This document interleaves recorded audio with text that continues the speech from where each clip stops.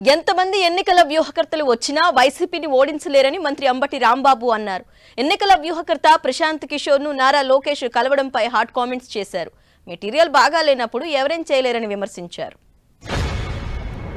అవసరమైతే ఎలా కాళ్ళు పట్టుకుంటారో గుర్తుపెట్టుకోండి.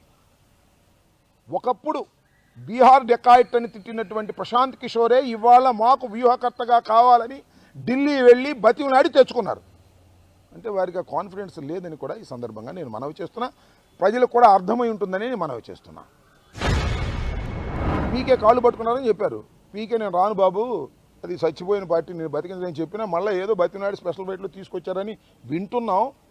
చివరికి ఏం జరిగిద్దో చూద్దాం అంతే తప్ప వ్యూహకర్తలు మారినంత మాత్రాన మెటీరియల్ బాగోకపోతే అవి పైకి వస్తాయని అనుకోవటం అనేది చరిత్ర తెలియని వాళ్ళు చేసేటటువంటి పని అని ఈ సందర్భంగా నేను చెప్పదలుచుకున్నాను.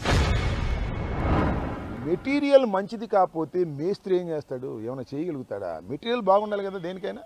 మెటీరియల్ బాగుంటే మేస్త్రి దాన్ని చక్కగా అమర్చగలుగుతాడు. ఇక్కడ మెటీరియలే సరిలేదు. ఎంతమంది మేస్త్రులు వచ్చినా మెటీరియల్ పనికిరాని మెటీరియల్ని ఏమీ చేయలేదు.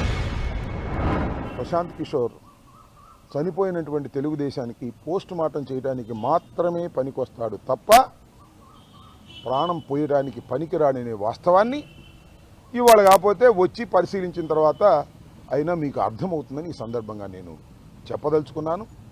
ఎంతమంది ప్రశాంత్ కిషోర్లైనా, ఎంతమంది పవన్ కళ్యాణ్ అయినా కట్టగట్టుకొని వచ్చినా, ఎన్ని వ్యూహాలు చేసినా, ఎన్ని వ్యూహాలు రచించినా తెలుగుదేశం పార్టీని బతికించటం సాధ్యపడే అంశం కాదు. ఆ పీకే అయినా ఈ పీకే అయినా తెలుగుదేశాన్ని బ్రతికించే పరిస్థితి లేదని చాలా స్పష్టంగా చెప్పదలుచుకున్నా.